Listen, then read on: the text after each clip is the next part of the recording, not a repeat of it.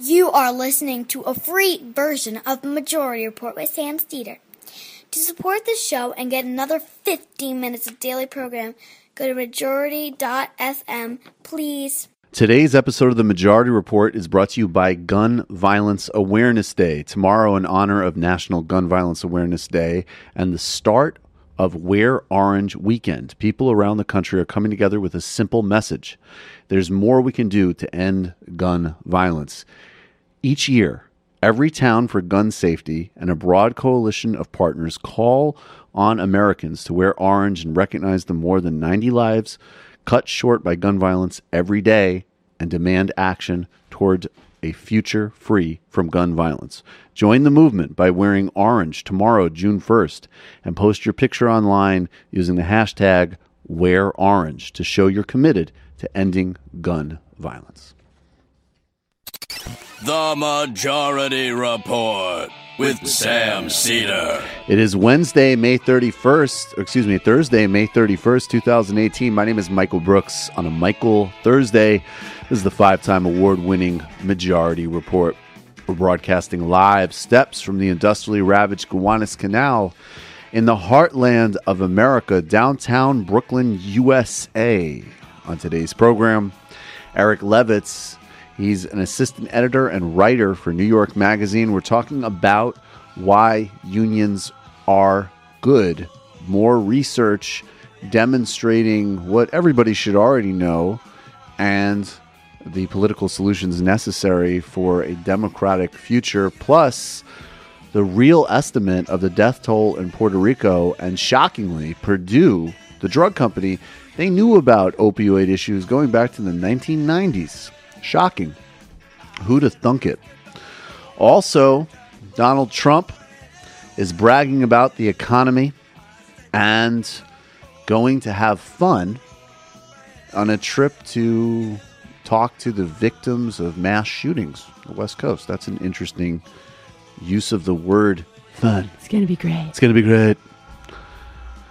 Brazil's imprisoned political prisoner, former President Lula, still maintains a lead in that country's presidential elections. The Virginia General Assembly approves a Medicaid expansion that will cover 400,000 low-income residents. Top North Korean officials are set to meet with their American counterparts, and why new statistics show that the government is keeping more quote-unquote lost migrant children than had previously been disclosed.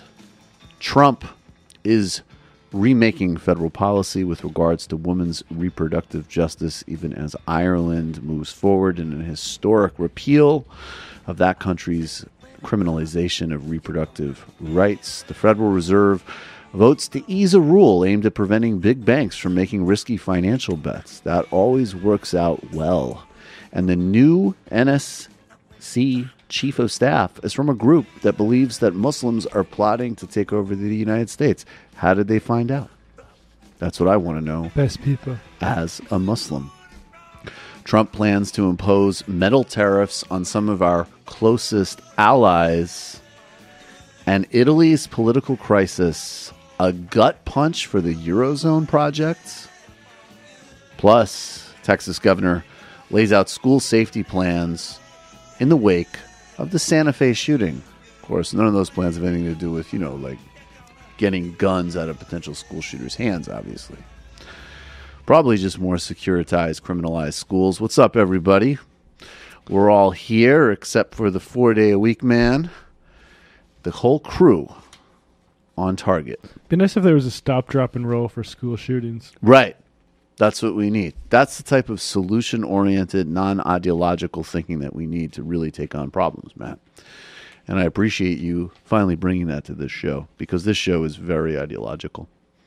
I like how somebody said the other day, oh man, I forgot where, on Twitter or something, they were like, you guys like attack Elon Musk, Jordan Peterson, and Sam Harris. You're like anti-YouTube. I was like, yeah, it's true. Takes a lot of brass to attack a histrionic, insane, self-help fascist, a whiny, atheistic racist and a glorified government contractor who wants to threaten the free press. That's what we do every single day on this show. We're reappropriating YouTube. Hell yeah. Donald Trump is reappropriating the presidency, and here he is at a tarmac. He's getting ready to go on a trip, I believe, is it to Texas, to speak to people who are the victims of a recent school shooting. And check out, there's a lot going on in this clip. First, though, is he finally, I mean, he's never going to be bored of bragging, period, but he's definitely getting bored of bragging about how much he's crushing the economy. And he's actually making some comments. Let's listen. Seeing what's in the letter, but it's very important to them. So they'll be probably coming down to Washington, D.C. on Friday for the delivery of a letter. I look forward to that. Other than that, the economy is good. Stock market's up. A lot of jobs. Best unemployment we've had in many, many decades, actually. And we're going to Dallas. We're going to Houston. And we're going to have a little fun today. Thank you very much. What's the letter going to say, sir?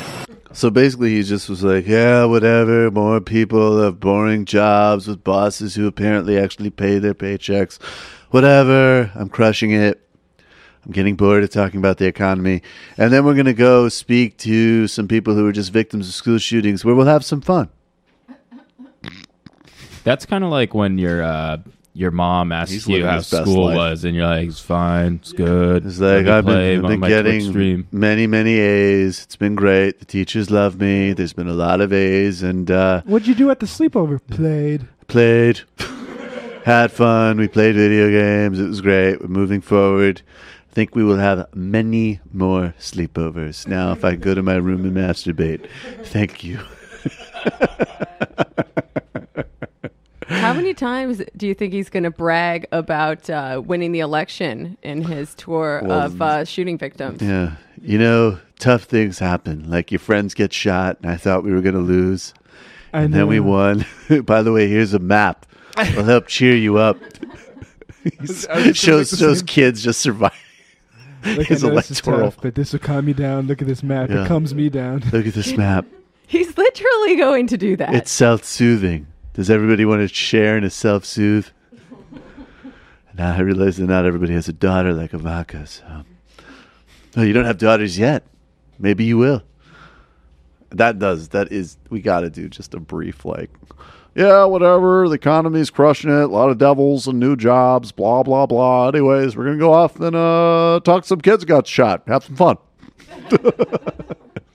Later. Newtown, maybe get some ice cream. Yeah, we'll go to Newtown. It's fun. It's a cute little Connecticut town. I didn't realize how robust downtown was over there. So, yeah, we'll have some fun. And, a lot of new jobs, whatever. Maybe someday you'll have a daughter as hot as Malia. See the way she's aging? Come on, man. Let's be real. It could be like now. It's like, yeah. Democracy's coming apart at the seams. My signature achievements are getting chipped away at every day, but Netflix deal. Holla. Yeah, that is. It isn't far from the truth, but I don't. What is he supposed like? No, I agree with if he was injecting himself, it would only what Obama's meticulous. Like he's gonna. By the time Obama fully relaunches his national presence with we're better than that speeches, even some of the most hardened, most despicable people in the country are just gonna be like, I kind of miss that black guy. He's just gonna time it so perfectly that by the time he's in the 2020 campaign stretch, being like, "Gotta get out of the ditch, everybody, because we're all Americans." People, it's gonna be like Stormfront guys being like, things just felt a little bit calmer when he was president. All right, guys, we're going to take a brief break. But before that, I got to tell you once again. Sorry, what was that? Today's show is brought to you by Gun Violence Awareness Day. Tomorrow, in honor of Gun Violence Awareness Day and the start of Wear Orange Weekend, people around the country are coming together with a simple message. There's more we can do to end gun violence. Show your support by wearing orange and posting a picture using the hashtag #WearOrange.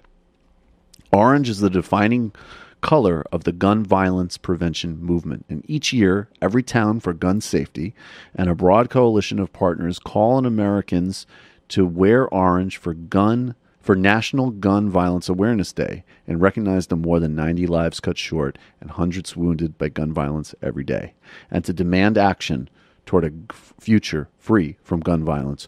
Join the movement by wearing orange tomorrow, June 1st. And don't forget to post your pictures using the hashtag #WearOrange to show the world you're committed to ending gun violence in every community. You can also go to Everytown's website, www.wearorange.org, to find an event for Wear Orange Weekend of Action. Together we can stand up, speak out, and wear orange to raise awareness about gun violence. We will be right back with Eric Levitz on the Majority Report.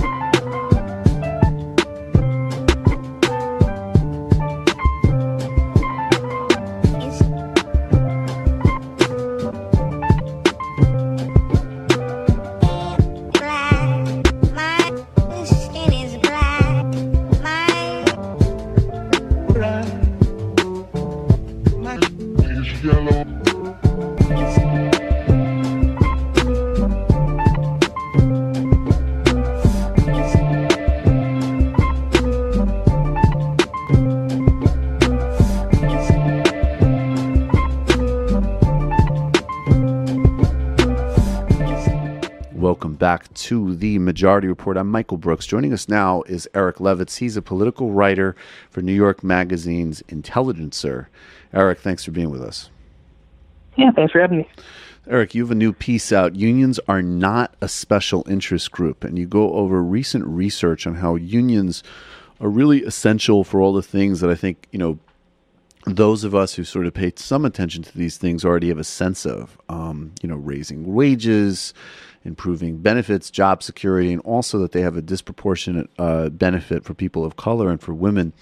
But I really like the frame of that because there is this incredible false equivalency of talking about labor action as being analogous to, corporate special interests or other narrow areas. Can you explain why you would not consider unions to be a special interest group?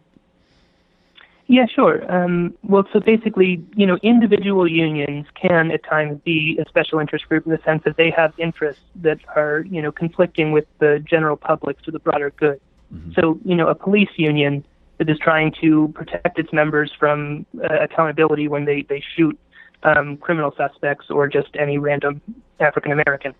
That's obviously a situation where the union is against the general public, and similarly, more sympathetically with coal miners who are trying to defend their industry that fundamentally needs to go, or to, shrink massively quickly.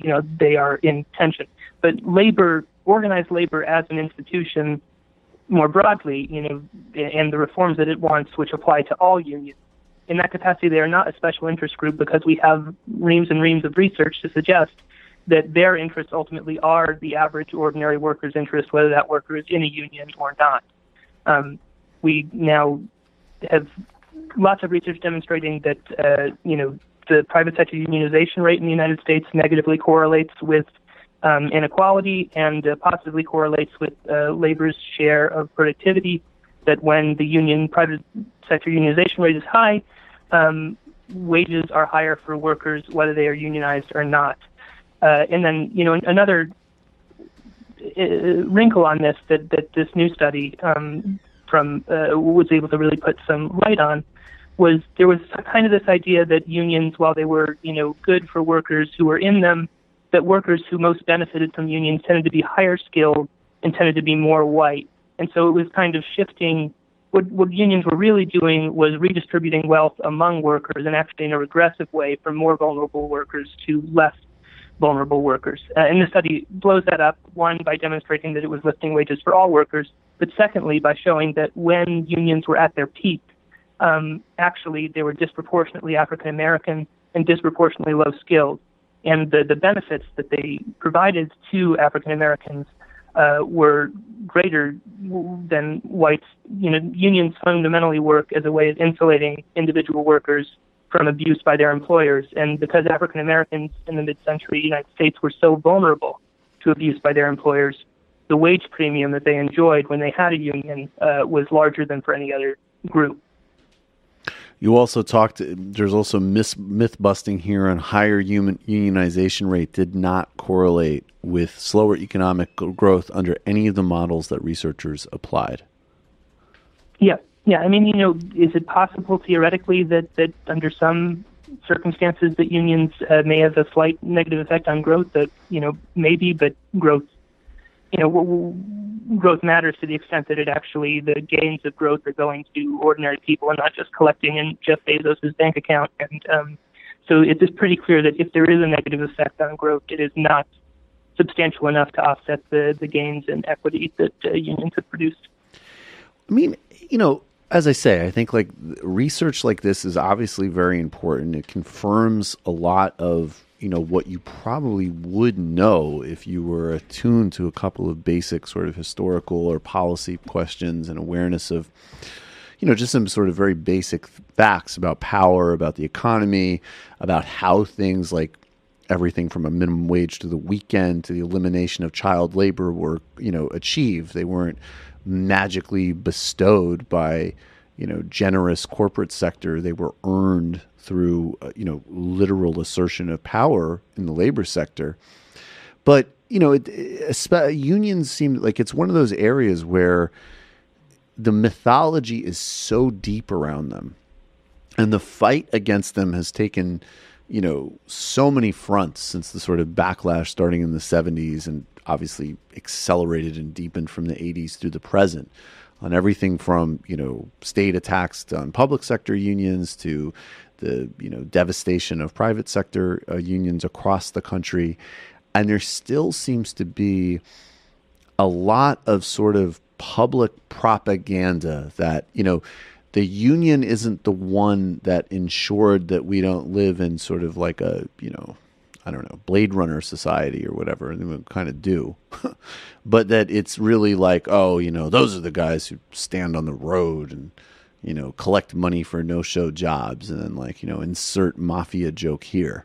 So how important do you think is this research with the kind of broader just sort of communications war? Because so much of the attack on unions is a combination of raw power moving against unions and just incessant and relentless propaganda.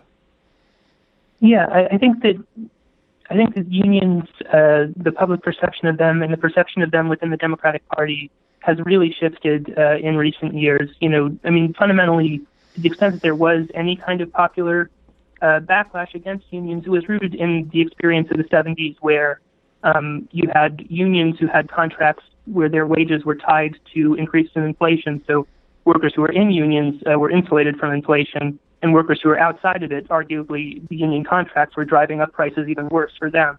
And so there was actually some basis for resenting unions in that peculiar economic circumstance. Mm-hmm. In today's circumstances, where you have massive inequality that is hurting all workers and unions are virtually powerless, there's no real case to be made that unions should not be aided, or that the average worker does not have anything that the average worker is being disadvantaged by the unions, and that the average worker would not benefit from their expansion. And so you see, with every leading Democratic candidate endorsing very aggressive labor law reforms. So there is an ideological turn. The question is, the fundamental problem for labor has been, to a large extent, the U.S. Senate, the fact that labor did not expand into the South. It did not get too far into the West in terms of the private sector. And so you have a lot of senators, Democratic senators, even if you get rid of the filibuster, have only 51 votes, you have a lot of senators who come from states that don't have a strong labor movement, but every single business in that state that they're accountable to does not want progressive labor law. And so there's no interest to counterbalance, all of the businesses that want them. Every industry doesn't want this, and you have no labor movement countering that, and that is why labor law reform keeps dying in the Senate under multiple Democratic administrations now. It's so in the party's long-term interest, so in the nation's interest, that you would hope you could just elect a senator who does the right thing regardless of the internal pressures. But this is a problem that they've had previously, and I don't know whether or not it's going to take a lot of activism in organizing to overcome that problem should Democrats take back power. Well, I'm wondering on two different threads here. And I mean, on one hand, adding further pressure, obviously, are things like the Janus case that's coming, recent, rulings by the Supreme Court that have been, even more significant structural attacks on labor. But then on the other hand, and obviously we've talked about and celebrated, the teacher strikes, and they are happening in red states. Does that potentially actually both of those things in different ways potentially start to change that political calculus, you think? Yeah, I don't know. I hope so. I think that the teacher strikes, I see that as most immediately, really challenging the GOP's fiscal regime on the state level, where you've got this somewhat untenable situation where the average Republican voter fundamentally does not support the fiscal priorities of the people that they elect. And so long as, the cultural resentments and the partisan identification is so strong in a lot of these red states, that doesn't, so long as, nobody within the party makes that a problem, it's not a problem. But you're starting to see with these teacher strikes, there's some, self-identified conservative teachers out in these picket lines. And in Kentucky, last week or the week before, you had a GOP primary where a protege of Mitch McConnell, who is the House Majority Leader in Kentucky, lost a primary to a teacher who was, making the incumbent support for pension cuts and education cuts a major issue in the campaign. So I see some promise in terms of reforming the politics of these red states, and maybe that carries over into support for unions more broadly, but we'll have to see. Let's just touch. We're going to get to Puerto Rico in a second, but let's actually just touch briefly on you. You wrote a very good piece on one of the one of the main enemies of this show, and one of the main gurus of YouTube, Jordan Peterson, and you focus specifically on this talk of equality of opportunity versus outcome. Now, I have a lot of problems with that generally because it doesn't really mean anything when you drill down into it. And I think you can't really ensure certain equality of opportunity without certain equalities of outcome, frankly. But that being said, I mean, you did a great job, and please elaborate on sort of, debunking the idea that we're in some type of collectivist moment. Obviously, that's just insane from a policy and reality and political perspective. But what do you make of, we spend so much time on the cultural resentments and the sort of contradictory politics that you just identified in the red states that motivate some of the Republican base. I think there's an overlap, but the Jordan Peterson kind of audience is a bit different. There's a certain affluence to it, maybe. There's a certain self-helpedness to it. I guess maybe debunk his argument, but also why is it, do you think, that especially at a time like this, when nothing could be further from the truth, that this argument is so resonant? Yeah, well, I mean, Jordan Peterson is a complicated phenomenon, and I don't want to speak to all of it because a lot of different issues are wrapped up in that. But I do think that emphasis on the word issues. I'm sorry. Go ahead. Yeah. This particular aspect of his thought, in the way that it's echoed by people like Joe Rogan, Ben Shapiro, the intellectual dark web, the existence of that term in our discourse. To me, I think that all reflects the fact that right of center intellectuals in the Trump era have a much easier time critiquing the extremely online left or than actually defending what's actually going on in the political economy and the Trump administration. And they don't really have an argument for policies, but they do have some left-wing people who annoy them on Twitter, and they blow this up into a totalitarian ideology that they are bravely condemning every other week or every other day in the New York Times.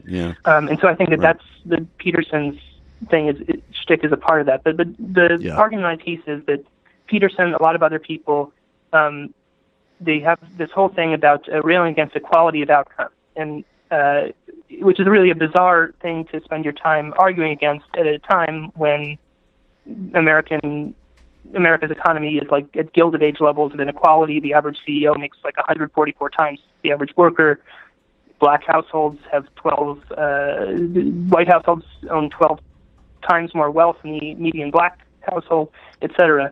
But where it comes from is that there is this sort of pendantry about the gender wage gap. So progressives online will, present disparities, racial gender disparities, and present them as though they are tantamount to evidence of social injustice. And there's this resentment, connected to like the James Damore thing, and from this segment of right-leaning STEM sort of men who are like, it's a fallacy to suggest that just because there aren't as many female engineers as male engineers, that this means that there is a gender discrimination. Like people can just have differences. There are biological differences between the sexes. The average man is taller than the average woman. Why couldn't the average man be more interested in engineering than the average woman? And from this, they extrapolate that the left isn't just interested in lessening gender inequalities in pay, but that actually philosophically they believe in equal outcomes, and they are committed to this totalitarian Marxist ideal of everybody in a just society would have exactly the same skills and qualities and money, which is totally baseless. What I point out in the article is that fundamentally this isn't an argument about equality about outcomes. I don't actually know any feminists who believe that as soon as we get rid of the patriarchy, there will be women starting at middle linebacker in the NFL. And I don't actually even know that many socialists who literally believe that after the revolution, we should have everybody having the exact same material goods. Most, I think, tend to believe that you need some sort of incentive structure to reward the people who, someone's got to clean the toilets after the revolution, and they better get rewarded, disproportionately from the people who are, whatever, podcasting. Eric, there is another scenario about who cleans the toilets after the revolution, and there's some sort of, slightly, I don't want to elaborate on that. I'll save that for my other show. Go ahead. But the argument is really about equality of opportunity, and what the most progressives are doing when they suggest that the gender pay gap obviously reflects institutional sexism is they aren't necessarily saying that like in a perfect world there would be exactly 50% male, 50% female in mechanical engineering or whatever, but that there are demonstrable biases throughout our society. We're living in a culture that until 1993, it was constitutionally allowed and it was legal in multiple states for men to rape their wives. They could not be prosecuted for that because once entering the marriage contract, they had full reign to their wives' body. Right. This is where we live, and there's plenty of empirical research demonstrating the way that the legacy of patriarchy affects and pervades, relations in the workplace. The, basic stuff like how, men will perceive that women are dominating a conversation when they're actually talking less than they are. Lots of stuff like this. And then, of course, there's the whole fundamental inequities in our system of, social reproduction, the amount of reproductive labor that women do in terms of housework, childcare that goes uncompensated, and that it's assumed that they will take care of, and that our entire economy relies on them performing that uncompensated work, etc. So, the situation is even more stark with race, which they, translated over to. But, it just right. kind of sort of... Right. Yeah. Race is the next, and that's when you need to start bringing back, social Darwinism and pseudoscience. But I think that there's two just points that I just want to button on that briefly. I mean, one that's I think is actually really interesting is I think in some ways you could almost actually, really flip the tables on, especially, the sort of obsession with like kind of like gender orders and stuff like that, because you can actually say like, we won't really have any idea what aspect of the conversation is actually about, science or actual like gender differences until you've done so much work to overcome these biases, right?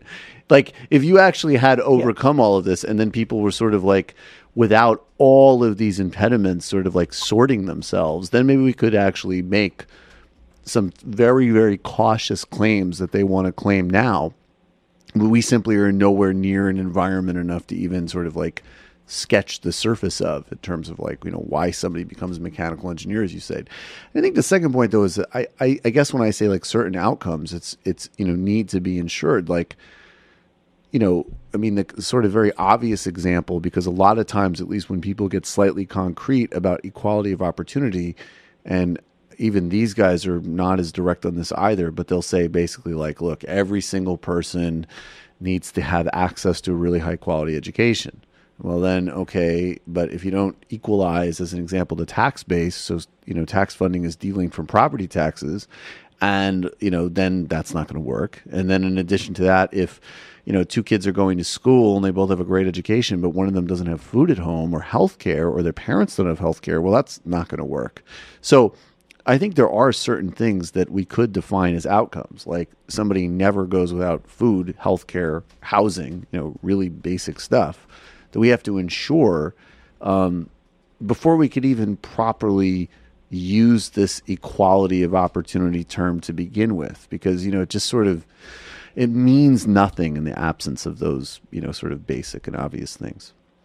Yeah, I think it's used to fundamentally just assert without an argument that, if there isn't a jure discrimination, then you have equal opportunity. The Civil Rights Act passed, so stop complaining. Right. Which is, even the most, like, even if you wanted to extract away all social conditions, like growing up in poverty, we have the science now, exposure to lead pipes, exposure to insecurity in your family, changes your cognitive ability immediately. So, and it changes your gene expression even. So, like, genetics cannot be separated from environment. Or even that can't be. So the most basic idea, who you are is fundamentally determined by the distribution of resources in your society to a significant degree. And this is the kind of stuff that, these very scientific-minded right-wingers will not engage with. You're a collectivist. Okay, let's talk about Puerto Rico. There's a new Harvard study, we mentioned this the other day on the show, that suggests that Hurricane Maria has killed thousands of Puerto Ricans. And, in fact, I'll give the number specifically, 4,581. The official death toll still stands at 64. Now, I want you to explain this study in a second, and I'm asking this question not in any way, I loathe this administration. Their response to Puerto Rico is as disgusting as you would expect. And U.S. policy, frankly, far beyond the Trump administration, is obviously colonial towards Puerto Rico. But, have they kept it at 64 because they're at least maybe even publicly making a claim that they're, waiting to confirm a higher number, or they don't want to sort of throw out new statistics before they know more? Because that, even by their standards, that disparity is like, that's like a Gaddafi statistic. Yeah, no, they are working with George Washington University to put together a more scientific count. The count that they currently have reflects the fact that I believe local law requires the medical examiners from the government in San Juan to examine each individual body to determine whether whether the person died as a result of the storm. And logistically, that's been very difficult to do. Okay, so let's talk about this Harvard study. How did they go about it, and how did they sort of arrive to that number? Right, so they just took a more macro approach and looked at.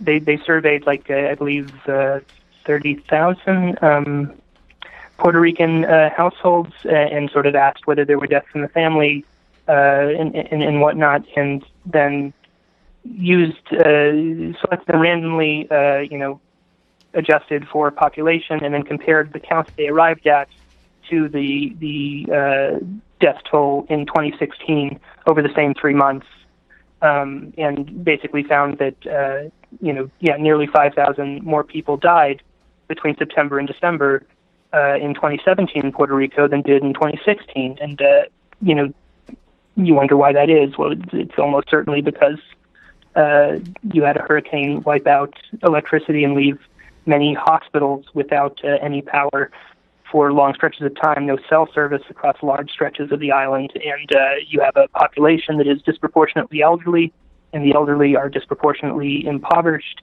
and you have a recipe for mass death. And let's just re-review. I'm just quote you briefly, and I'd like you to elaborate on the federal government had time to deploy satellite phones to the island to avoid communications blackout, which you just mentioned, that isolated remote areas from the territory's government. It could have delivered reserves of food, fuel, and water in advance of the storm. All of these failings. I mean, I would like maybe just like a kind of re-review and a reminder in the context of this administration, where it's just the sort of daily atrocities and failures and every sort of human grotesqueness, this is the type of thing that people sort of forget about. But I mean, first of all, it is actually in the United States, and it reflects this, broad colonial extractive history of Puerto Rico. So maybe just, re-review what really should be, in many respects, their Katrina.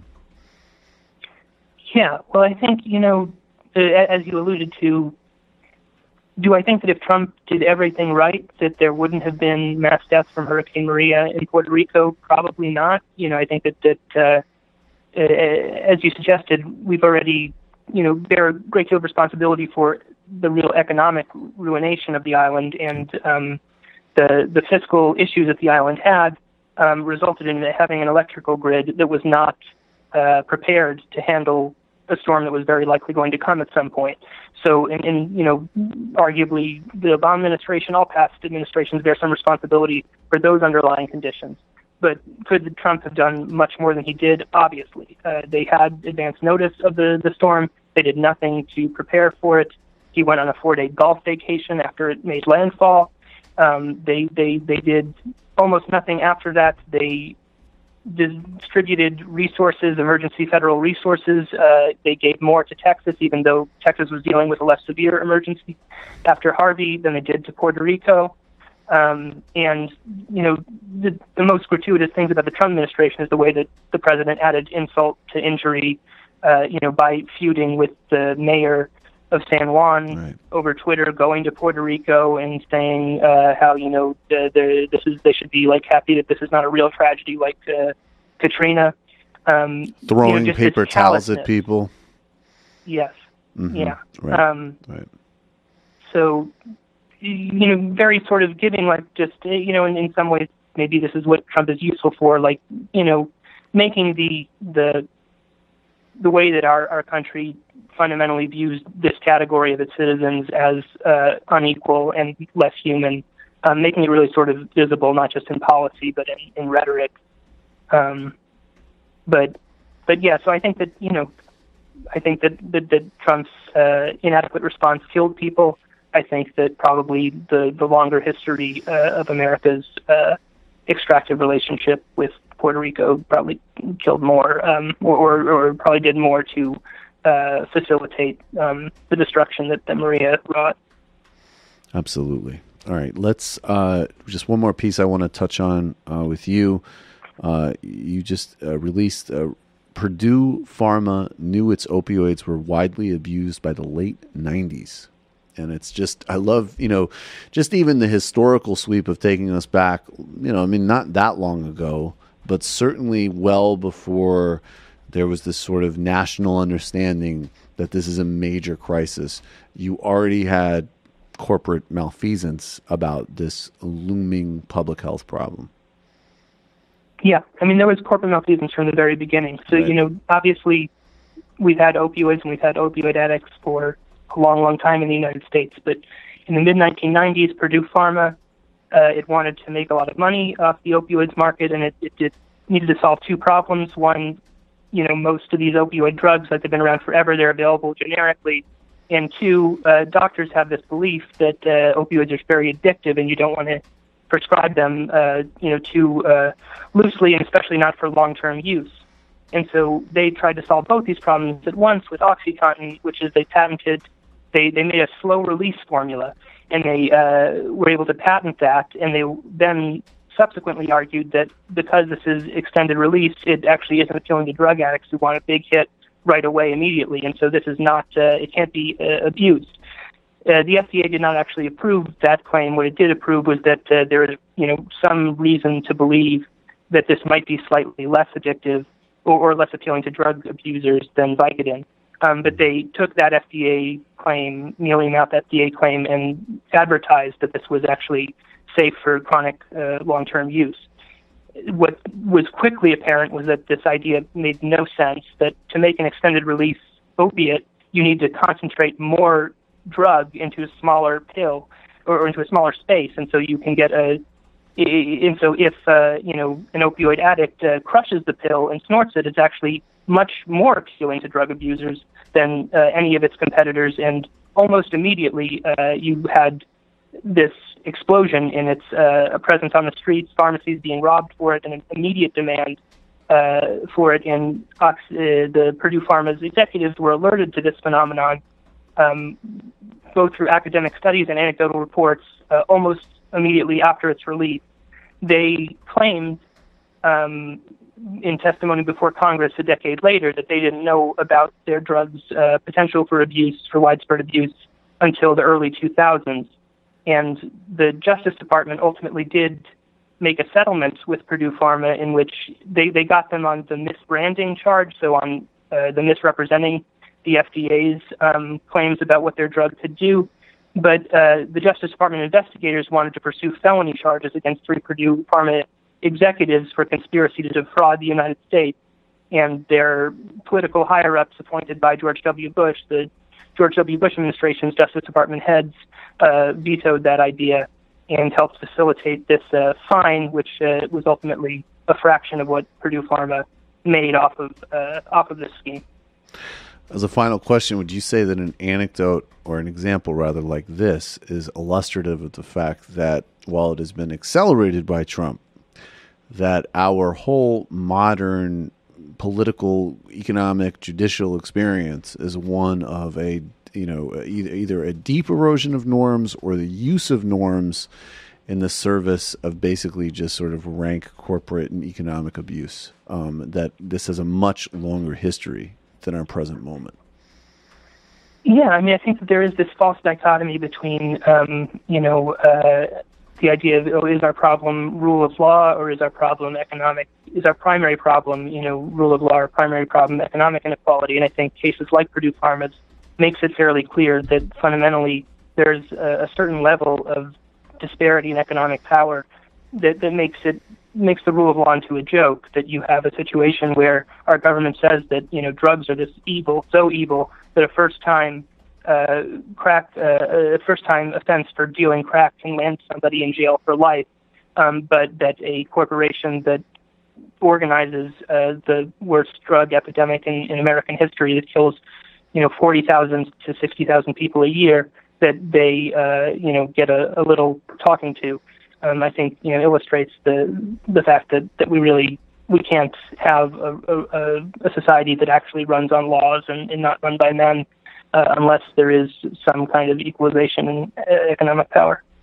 Eric Levitz, he's a political writer for the New York Magazine Intelligencer section. Really appreciate your time as always. Thanks a lot. Thank you. All right, folks. We're going to go to the fun half, 646-257-3920, 646-257-3920. I will open the IMs shortly. We have more sound.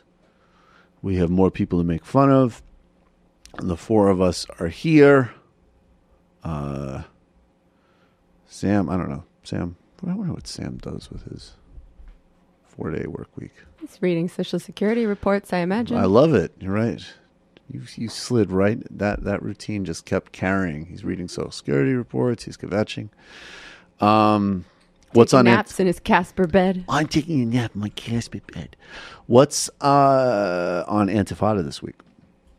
Well, we're a little delayed.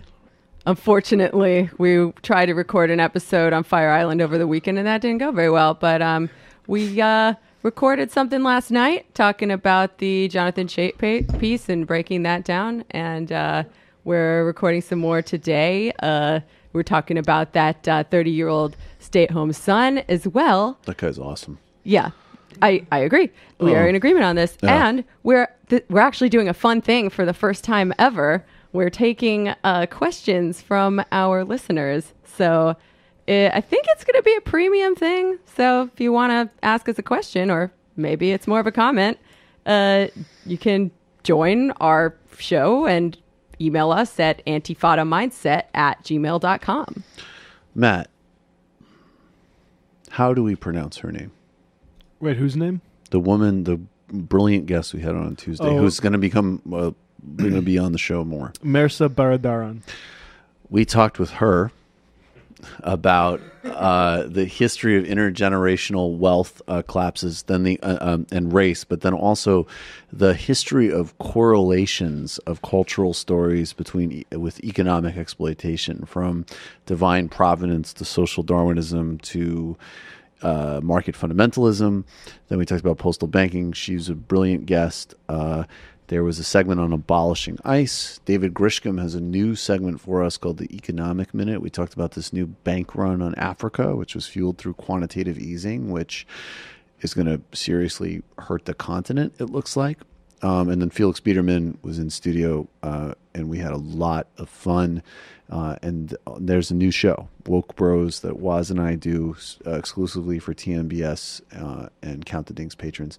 This Sunday, Douglas Lane and I have done a Marxist terminology primer on core concepts in Marxism. Last week, Bill Fletcher Jr., global Marxism, and next week, Mark Blythe is returning, but this time just for patrons. So check. Super good. It is super good. So patreon.com/TNBS. Thanks, everybody. We appreciate all of you. And, of course, become a member of the Majority Report.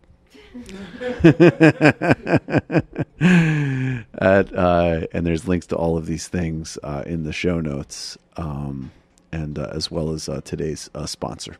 And check out justcoffee.coop. Fair trade tea, coffee, or chocolate. We'll see you in the fun half.